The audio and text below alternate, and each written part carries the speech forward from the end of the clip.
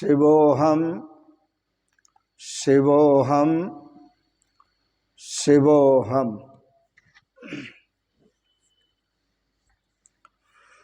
ओम सच्चिदानंदरूपाय विश्वोत्पत्त्यादिहेतवे तापत्रय विनाशाय श्रीकृष्णाय वयं नमः। श्रीकृष्णाय वयं नमः। ओम अखंडानंदबोधाय शिष्यसंतापहारिणे सच्चिदानंद रूपाय तस्मै श्री गुरवे नमः। तस्मै श्री गुरवे नमः। तस्मै श्री गुरवे नमः। पूर्व प्रसंग में आप श्रवण कर रहे थे महर्षि अष्टावक्र जनक संवाद।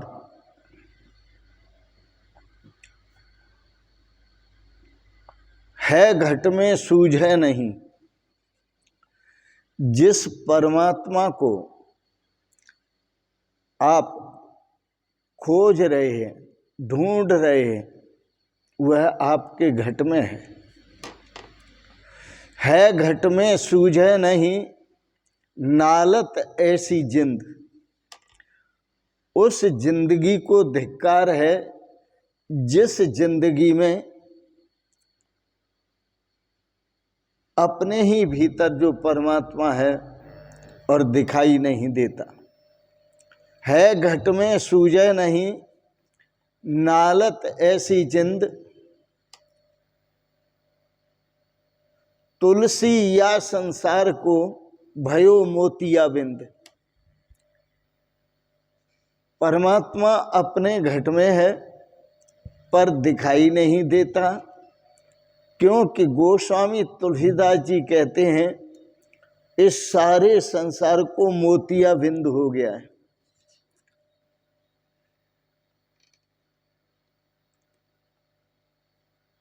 और मोतिया बिंद हो जाने से धरी कहूं ढूंढे कहूं, धरी कहीं ढूंढे कहीं, वस्तु न आवे हाथ। जो वस्तु है, वस्तु क्या है? एक अवस्तु होती है, एक वस्तु होती है। अवस्तु किसे कहते हैं? अवस्तु कहते हैं सकल जड़ समूह संसार अवस्तु। जो समस्त जड़ समूह संसार है, यह अवस्तु है। फिर वस्तु किसे कहते हैं? वस्तु कहते हैं वस्तु सच्चिदानंदा अनंता अद्वयम ब्रह्म वस्तु। जो सतचित आनंद स्वरूप ब्रह्म है, वह ब्रह्म ही वस्तु है। उसी वस्तु को खोजना है। तो धरी कहूं कहीं, ढूंढे कहीं। वो वस्तु है कहीं और ढूंढता कहीं है। धरी कहीं, ढूंढे कहीं, वस्तु न आवे हाथ। पर वो वस्तु हाथ नहीं लगती। फिर कहते हैं संत महापुरुष, वस्तु तब ही पाइए जब भेदी ले ले साथ। वस्तु आपको तभी प्राप्त होगी जब उस वस्तु के भेद को जानने वाला जो सतगुरु है, उस सतगुरुदेव भगवान को आप साथ लेंगे तो आपको उस ब्रह्म वस्तु का बोध होगा। और जब तक आप सतगुरुदेव भगवान को साथ नहीं लेते, तब तक ब्रह्म वस्तु का बोध नहीं होता। ये कौन बताएगा कि माला दो तरह की होती हैं। एक माला वह होती है जो कर में फिरती है, और दूसरी माला वह होती है जो श्वास में फिरती है। तो श्वास में माला कैसे फिरती है, ये बिना गुरु के कौन बताएगा? ये दो मालाएं होती हैं, कर में फिरने वाली और श्वास में फिरने वाली। ये अंतर कौन बताएगा? ये सतगुरु ही बताएंगे। एक बहुत अच्छे संत हुए, उनका नाम था स्वामी ब्रह्मानंद जी महाराज। उन्होंने एक पुस्तक लिखी, उसका नाम है ब्रह्मानंद भजन माला। उस भजन माला में सुंदर सुंदर भजन है, उनमें सुंदर संदेश है। मैं आपको सुनाऊंगा। तो धरी कहीं ढूंढे कहीं, वस्तु न आवे हाथ, वस्तु तब ही पाइए जब भेदी ले ले साथ। वह वस्तु ब्रह्म वस्तु तभी प्राप्त होगी जब आप किसी भेदी को, सतगुरु को साथ ले लेंगे। जब तक सतगुरु साथ नहीं होंगे तब तक उस वस्तु का बोध नहीं होगा। ऐसे स्वामी ब्रह्मानंद जी सतगुरु संदेश देते हैं, और संदेश देते हुए क्या कहते हैं? निरंजन माला। पूर्व प्रसंग में एक लाइन बोली थी मैंने, भजन सुनाया था, निरंजन गुरु का ज्ञान सुनो नर नारी। जो निरंजन परमात्मा है और उसको जानकर जो गुरु स्वयं भी निरंजन हो चुके हैं, उनका जो ज्ञान है वह बड़े प्रेम से सुनो।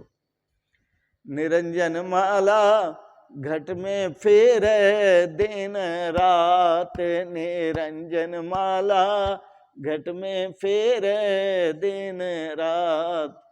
ऊपर आवे नीचे जावे, श्वास श्वास चल जात।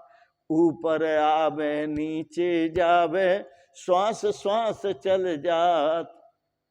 संसारी नर समझत नाही, संसारी नर समझे नाही, बिरथा उमर बिहात। निरंजन माला घट में फेरे दिन रात, निरंजन माला घट में फेरे दिन रात। जिसके जीवन में अध्यात्म की टीस है, जिसके जीवन में तत्व ज्ञान की जिज्ञासा है, ब्रह्म ज्ञान की जिज्ञासा है, ब्रह्म विद्या की जिज्ञासा, इसको वह समझेंगे। निरंजन माला घट में फेरे दिन रात, निरंजन माला घट में फेरे दिन रात। सोहम मंत्र जपे नित प्राणी, बिन जिह्वा बिन दांत। सोहम मंत्र जपे नित प्राणी, बिन जिह्वा बिन दांत। अष्ट पहर में सोवत जागत, अष्ट पहर में 4 पहर दिन के और 4 रात के, कभी रुकने वाला नहीं है ये भजन, ये सुमिरन। अष्ट पहर में सोवत जागत, कबौ न पलक रुकात। निरंजन माला घट में फेरे दिन रात, निरंजन माला घट में फेरे दिन रात। हंसा सोहम सोहम हंसा बार बार उलटात। हंसा सोहम, वह जिस ब्रह्म वस्तु को मैं ढूंढ रहा था, वह ब्रह्म वस्तु मैं हूं। हम सो हम, वह मैं हूं, मैं वह हूं। वह मैं हूं, मैं वह हूं। हंसा सोहम हंसा बार बार उलटात। सतगुर पूरा भेद बतावे, सतगुर पूरा भेद बतावे, निश्चल मन ठहरात निरंजन माला, घट में फेर दिन रात निरंजन माला, घट में फेर दिन रात। अभी इसका अनुभव किसको होता है? जो योगी जन ध्यान लगावे बैठ सदा प्रभात। योगियों का ये स्वभाव रहा है, जागन में शोभन करें, शोभन में रह जाग। जब सारी दुनिया जगती है, योगी उसमें सोते हैं, और जब सारी दुनिया सोती है, उसमें योगी जगते हैं। जो योगी जन ध्यान लगावे बैठ सदा प्रभात, ब्रह्मानंद मोक्ष पद पावे, ब्रह्मानंद मोक्ष पद पावे, फिर जन्म न आत निरंजन माला, घट में फिर दिन रात निरंजन माला, घट में फिर दिन रात निरंजन माला, घट में फिर दिन रात। इस रहस्य को गुरुओं के द्वारा जब समझ लेते हैं, ये अद्भुत रहस्य है। तो जो महर्षि अष्टावक्र ने कहा और विदेह राजा जनक ने समझा, तो समझ करके राजा जनक, विदेह जनक अपने अनुभव को प्रकट करने लगे। और वह अनुभव, अहो निरंजन शांतो बोधो अहम प्रकृते परः, एतावन्तम अहम कालम मोहे नैव विडम्बिताः। जनक जी कहते हैं, बड़ी खुशी की बात, बड़े प्रसन्नता की बात, बड़े आश्चर्य की बात। अब मुझे पता चला कि मैं तो निरंजन हूं,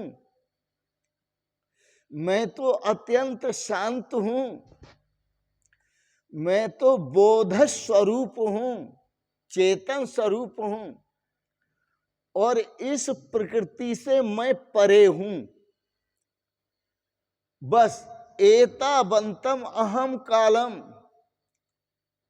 इतने काल तक जो मैं भ्रमित रहा, भटकता रहा, उसका कारण था मोहे नैव, संसार में मोह करने से, शरीर में मोह करने से, संबंधियों में मोह करने से, मोहे नैव विडम्बितः, मैं इस संसार में भटकता रहा। अब मुझे पता चला, जिस निरंजन स्वरूप परमात्मा को मैं प्राप्त करना चाहता था, सो हम, जिस शांत स्वरूप परमात्मा को प्राप्त करना चाहता था, सो हम, जिस बोध स्वरूप चेतन स्वरूप परमात्मा को प्राप्त करना चाहता था, सो हम, जो प्रकृति से परे परमात्मा है, उसको मैं प्राप्त करना चाहता था, सो हम। अब मुझे पता चला।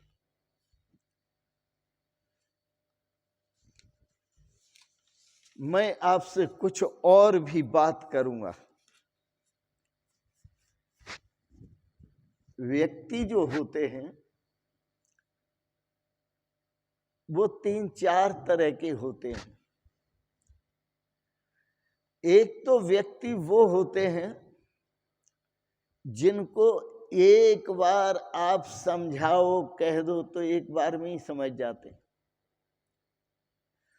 दूसरे व्यक्ति वो होते हैं जिनको 2 बार समझाओ तब समझते हैं।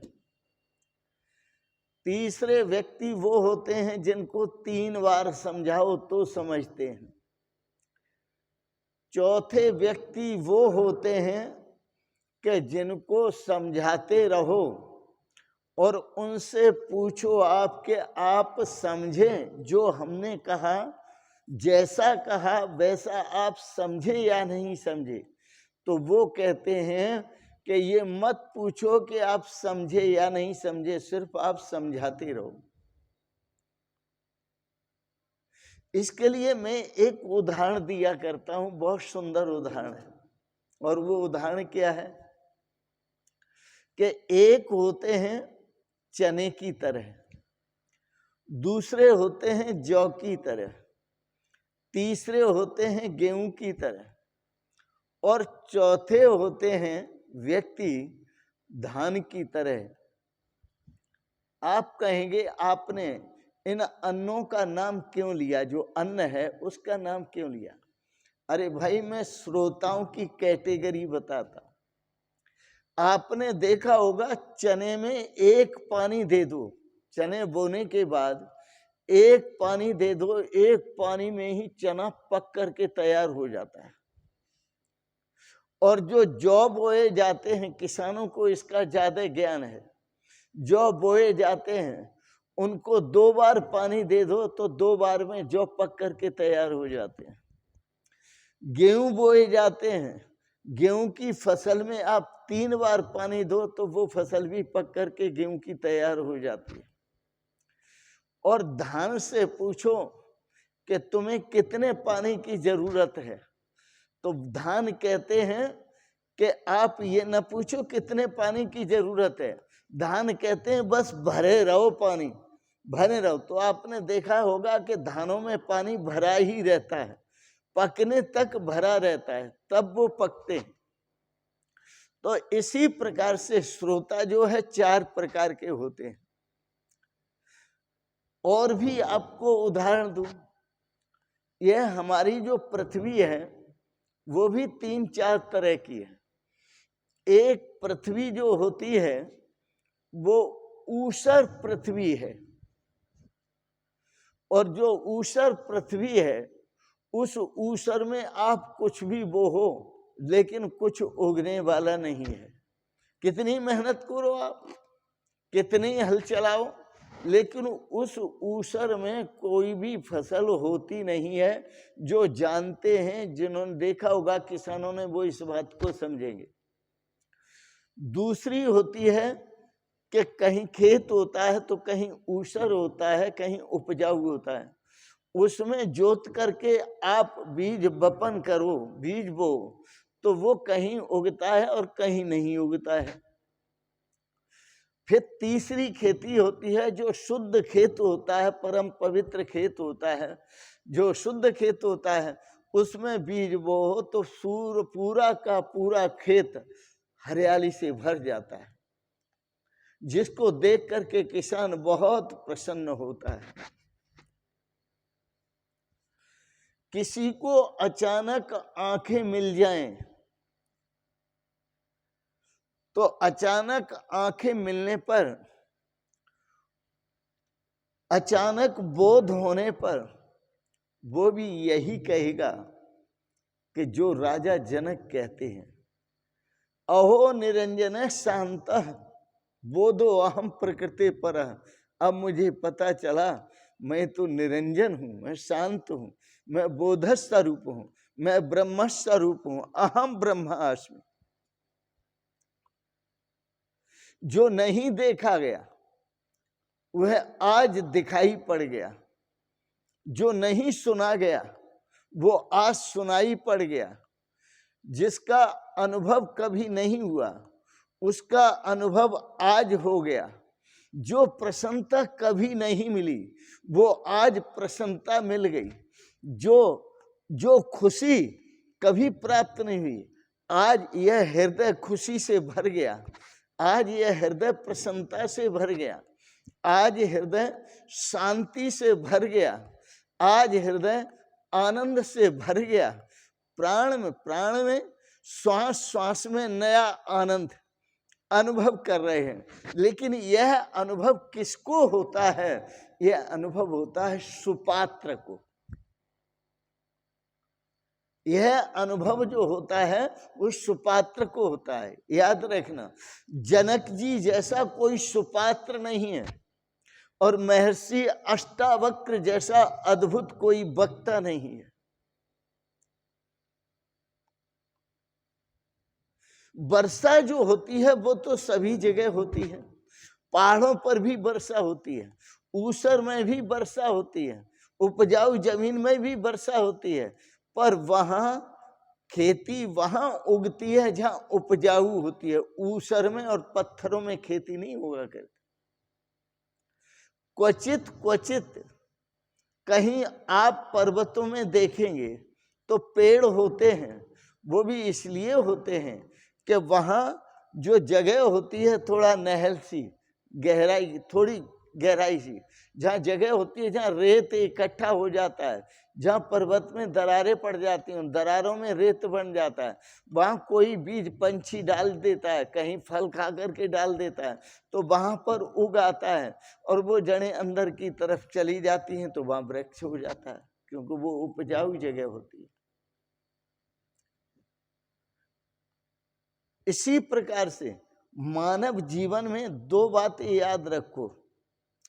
दो बातें क्या याद रखो कि एक तो होता है अहंकार और एक होता है निरअहंकार। जहां अहंकार होता है वो समझो ऊसर है, उसमें आप कोई भी बीज डालेंगे वहां उगेगा नहीं। उसमें आप भक्ति का डालो, ज्ञान का डालो, कर्म का डालो, उसकी समझ में कुछ नहीं आएगा, ऊसर है। और जो उपजाऊ है वो है निरअहंकार। और निरअहंकार जो होता है वो ऊसर को शून्यता देता है, वहां ऊसर होता ही नहीं, वहां पथरीला होता ही नहीं।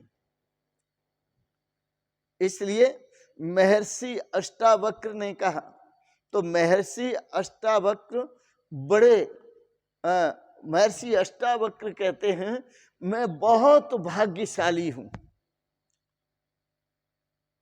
आप कहेंगे महर्षि अष्टावक्र ऐसी बात क्यों कहते हैं कि मैं बहुत भाग्यशाली हूं? वो इसलिए कहते हैं कि मुझे जनक जैसा जिज्ञासु मिला है, मुझे जनक जैसा श्रोता मिला है, मुझे जनक जैसा निरअहंकारी मिला है। इसलिए वह इस बात को कहते हैं कि मेरा बड़ा सौभाग्य, मैं बहुत सौभाग्यशाली हूं जो जनक जी जैसा मुझे सुपात्र मिला। ज्ञान भी दिया जाता है तो सुपात्र को दिया जाता है, कुपात्र को कभी ज्ञान दिया नहीं जाता। और एक बात बताऊं, कुपात्र को आप कितना ही ज्ञान दो उसके हृदयंगम होगा ही नहीं, क्योंकि वह कुपात्र है। और सुपात्र को आप थोड़ा भी ज्ञान दो तो उसकी जो सुपात्रता है वह कम समझाने पर भी अधिक समझ में आएगा। शब्दों में बात कही गई है, सुपात्रता उसकी शब्दों की गहराई में उतार देती है, शब्दों के अंतर में उतार देती है।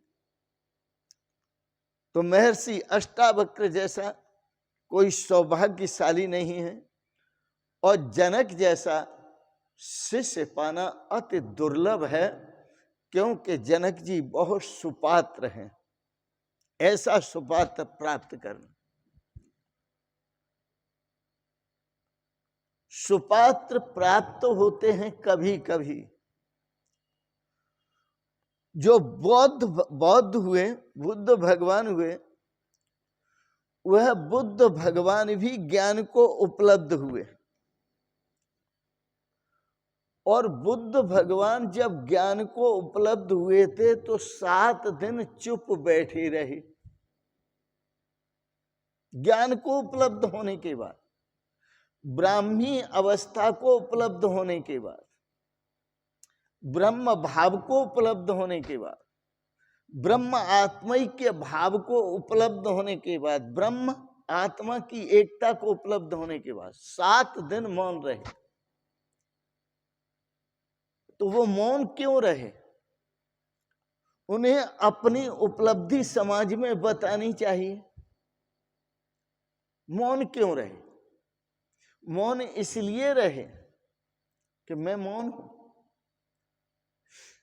जो सुपात्र होंगे वो मेरे मौन में भी समझ लेंगे, और जो कुपात्र होंगे वो मेरे समझाने पर भी नहीं समझेंगे। तो बोलना क्या है?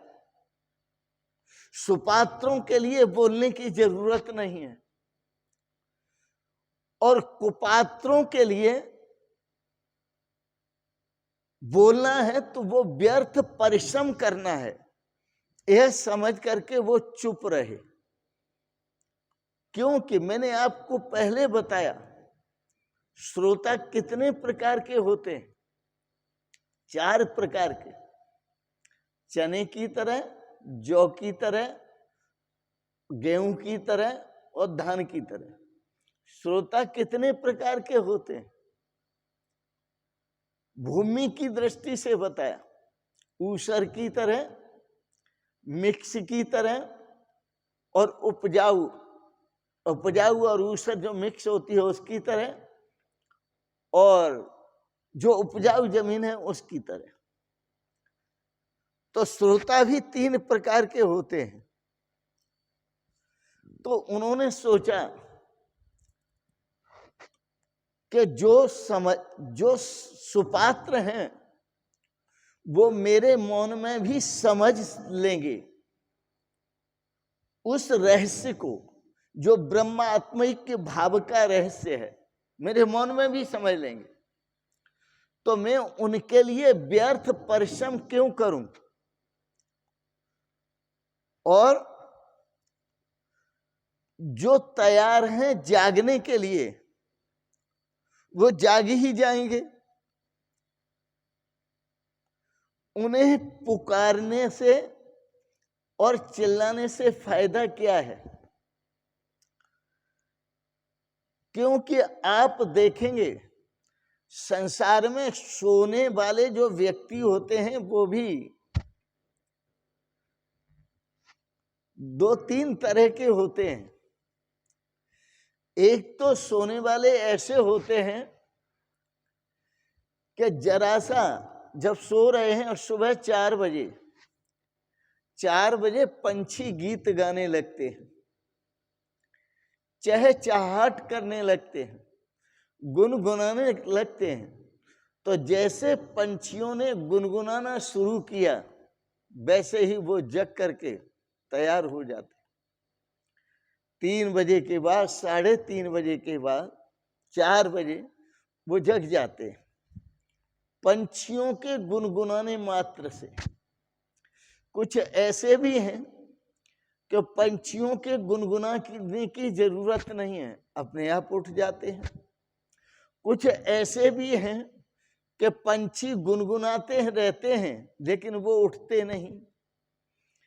कुछ ऐसे हैं जो अलार्म लगा लेते हैं कि मैंने 4 बजे उठना है या 3:30 बजे उठना है, तो अलार्म लगा लेंगे और अलार्म बजता रहेगा लेकिन उठेंगे नहीं। 1 बार बजा अलार्म, 2 बार बजा अलार्म, 3 बजा अलार्म, बस हट ठान लेते हैं कि देखिए ये अलार्म कब तक बजता रहेगा और हम सोते रहेंगे। ऐसे भी होते हैं। तो अलार्म बजता रहता है, वो सोते रहते हैं।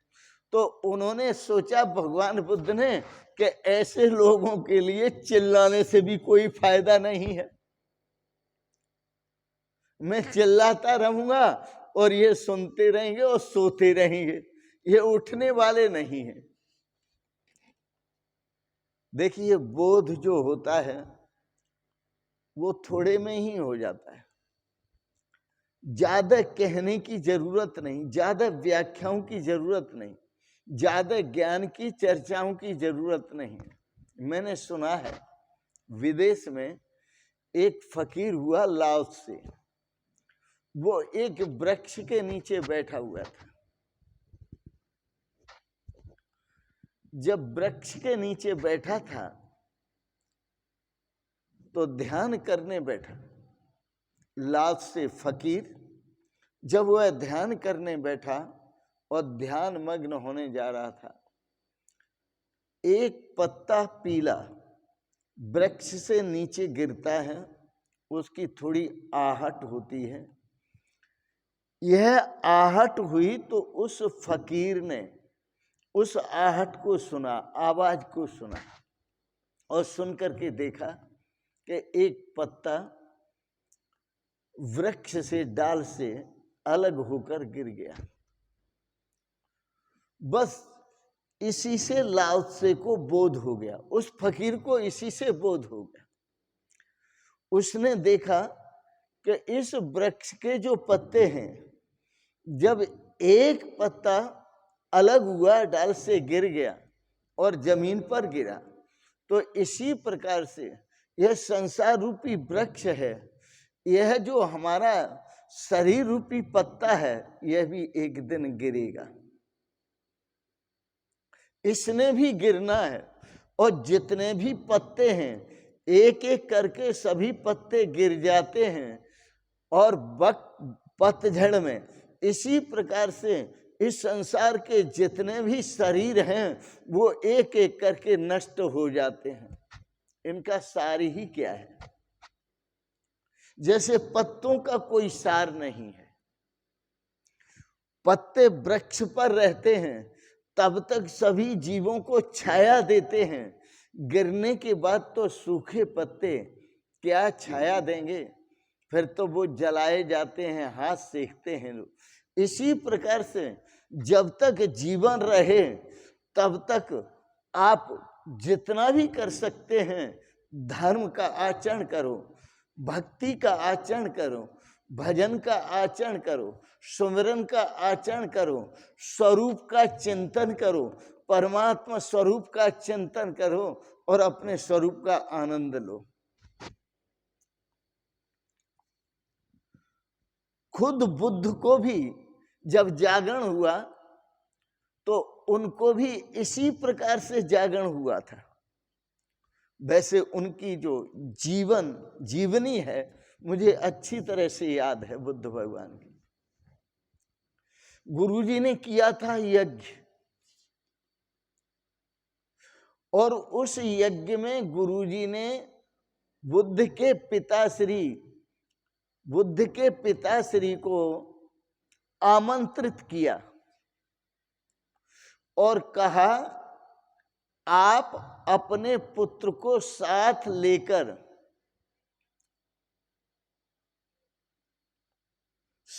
लेकर यज्ञ में पधारें। बुद्ध भगवान को राजभवन में ही रखते थे, क्योंकि बुद्ध भगवान का जब जन्म हुआ था तो बहुत से ब्राह्मणों को बुलाया, ज्योतिषियों को, और कहा कि इस बुद्ध को, जो बुद्ध का जन्म हुआ है, जरा हस्त रेखाओं को देखकर, मस्तिष्क की रेखाओं को देखकर ये बताओ, इसके भविष्य को बताओ, इसका भविष्य क्या है।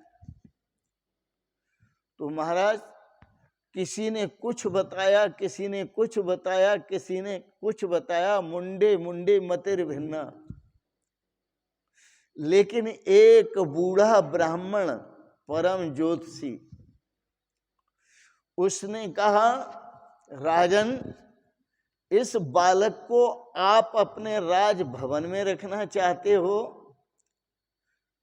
या यह बालक राजभवन छोड़कर चला जाए, ऐसा चाहते हो? फकीर हो जाए, ऐसा चाहते हो? राजा ने कहा, मैं अपने बालक को राजभवन में रखना चाहता हूं।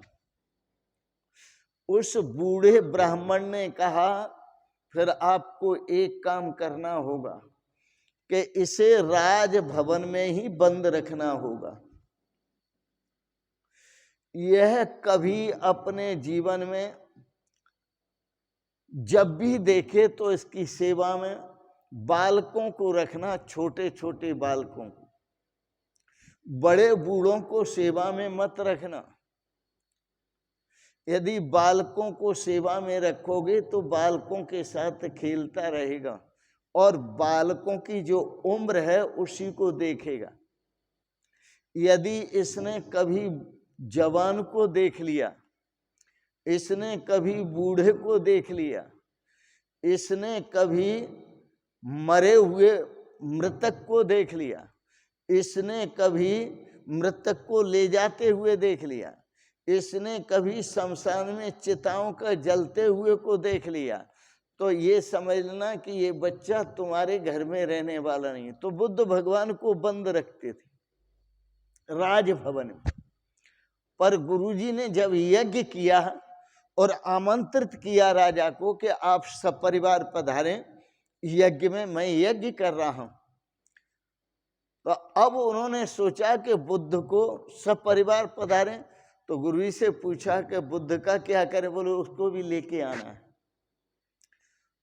तो मंत्री से पूछा, भैया ये बताओ कि बुद्ध ऐसा उपाय करो कि बुद्ध किसी बूढ़े को न देखे, जवान को न देखे, बूढ़े को न देखे, मरे हुए को न देखे, टिकटी पर ले जाते हुए को न देखे, चिता जलती हुई न देखे। उन्होंने कहा एक ही उपाय है कि बुद्ध को रथ में बिठाओ और रथ को चारों तरफ से बंद कर दो, पर्दों से बंद कर दो। यही हुआ। परिवार के सहित राजा जाते हैं यज्ञ में, और जब यज्ञ में जा रहे थे तो थोड़ी हवा के लिए पर्दा खुला हुआ था, पर्दे पड़े हुए थे रथ में। पहले रथ चला करते थे, तो हवा के चलने से पर्दा उड़ा, और जब पर्दा उड़ा तो बुद्ध भगवान ने देखा एक बूढ़ा लाठी टेक टेक कर चल रहा है। तो बुद्ध भगवान ने सारथी से पूछा, भैया ये बताओ ये कौन है? तो सारथी ने कहा, यह वह अवस्था है जो एक दिन सब पर आती है। तो बुद्ध भगवान ने कहा, क्या यह मेरे पर भी आएगी? सारथी ने कहा, महाराज आप पर क्या, सभी पर आती है। इसको कहते हैं वृद्धावस्था। बुद्ध भगवान को एकदम बोध हुआ कि अब मुझे उसकी खोज करनी चाहिए जो कभी बूढ़ा नहीं होता। आगे और बढ़े, चार कंधों पर किसी को लेटे हुए जाते देखा, जैसे पर्दा हटा जाते देखा। बुद्ध भगवान ने पूछा, ये कौन है जो चार कंधों पर लेटा हुआ जाता है?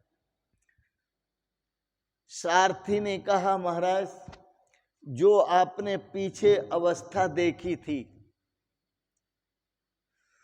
वह उसी की यह अगली अवस्था है। बोले क्या मतलब? कि वो व्यक्ति मर गया और मरने के बाद चार कंधों पर उठा करके ले जाया जा रहा है। बुद्ध भगवान ने कहा, सारथी तो क्या मैं भी मरूंगा? सारथी ने कहा, महाराज एक दिन सबको मरना पड़ता है, चाहे कोई बालक हो, चाहे जवान हो, चाहे वृद्ध हो, सबको एक दिन मरना पड़ता है। बुद्ध भगवान को ख्याल आया, अब मुझे उसकी खोज करनी चाहिए जो कभी मरता ही नहीं है। बुद्ध भगवान ने सोचा, अब मुझे उसकी खोज करनी है जो कभी मरता ही नहीं है। बुद्ध भगवान उसकी खोज के लिए विचार कर रहे हैं। रथ आगे बढ़ा, सारथी रथ को आगे बढ़ाओ, आगे बढ़ा। रास्ते में क्या था? गर्मी का मौसम, एक चिता जल रही थी, लोग चारों तरफ बैठे हुए थे इकट्ठे। पर्दा हवा से उड़ा। बुद्ध भगवान ने देखा गर्मी के मौसम में और लोग अग्नि जला के ताप रहे हैं, ये क्या मामला है, ये क्या विचित्रता है। किमिदम विचित्रम।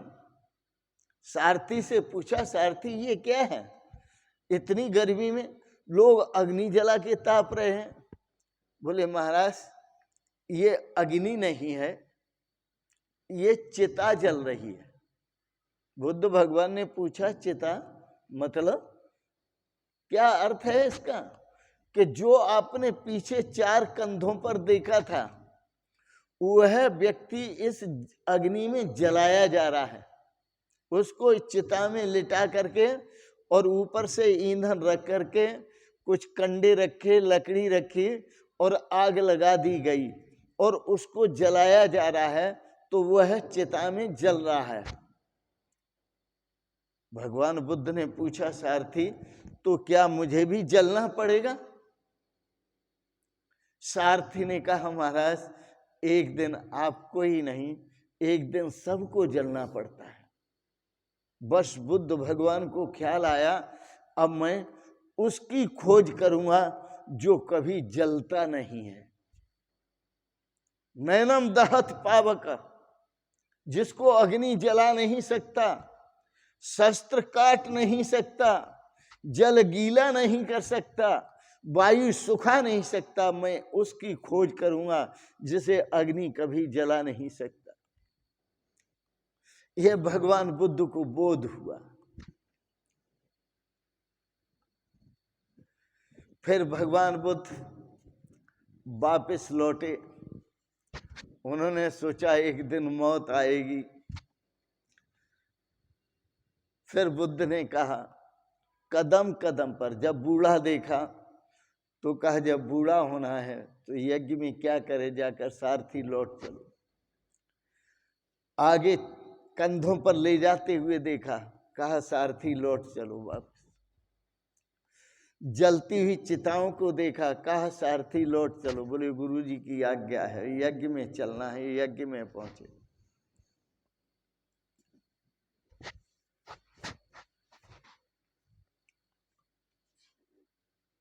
विचार करो,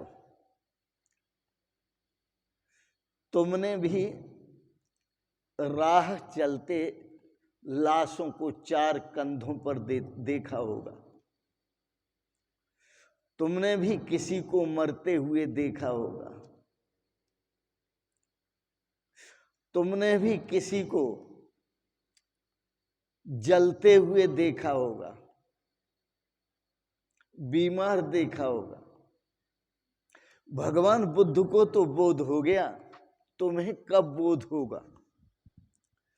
तुमने बुढ़ापे को भी देखा, बूढ़े व्यक्ति को भी देखा जिससे चला नहीं जाता। तुमने मरते हुए को भी देखा जिससे श्वास भी नहीं ली जाती। तुमने 4 कंधों पर असहाय होते हुए देखा, जाते हुए देखा, लेकिन तुम्हें तो वैराग्य नहीं हुआ। बूढ़े को देखा तो वैराग्य नहीं हुआ, मरते हुए को देखा तो वैराग्य नहीं हुआ, 4 कंधों पर ले जाते हुए को देखा तो वैराग्य नहीं हुआ, चिता में जलते हुए को देखा तो वैराग्य नहीं हुआ। तुम अपनी सोचो कि तुम्हें कब वैराग्य होगा। बुद्ध ने राजपाट छोड़ दिया और छोड़ करके चले गए। जब उन्हें बोध हुआ, सोचा जिसको जागना है, ध्यानस्थ थे, जिसको जागना है वह स्वाभाविक जागेगा, उसके लिए भी भाषण की जरूरत नहीं है। और जिसको नहीं जागना है वह मेरे चिल्लाने से भी जागेगा नहीं। इसलिए भगवान बुद्ध 7 दिन तक मौन रहे, क्योंकि वो जानते हैं जिसको जागना है वो मेरे बिना जगाए भी जग जाएगा। जिसको नहीं जागना है तो मेरे जगाने पर भी नहीं जगेगा, अलार्म बजता रहे कितना ही, लेकिन वो उठेगा नहीं। संत जगाते रहे कितना ही, वो उठेगा नहीं। पंछी चहचहाते रहे कितना ही, लेकिन वो उठेगा नहीं। इसलिए संत और वेद आपको बार बार जगाते हैं। स्वामी विवेकानंद ने भी यही मंत्र बार बार आपको स्मरण दिलाया, वेद का मंत्र। उत्तिष्ठत् जाग्रत प्राप्य वरान निबोधत क्षुरस्य धारा निस्ता दुरत्या दुर्गम पथस्तत् कवयो बदंती। अरे भाई उठो, जागो और हरि भजन में लागो। उठो, जागो और ब्रह्म आत्मैक्य भाव को प्राप्त करो। संत जगाते हैं आपको। उठ जाग मुसाफिर भोर भई, अब रहने कहाँ जो सोवत है। उठ जाग मुसाफिर भोर भई, अब रहने कहाँ जो सोवत है।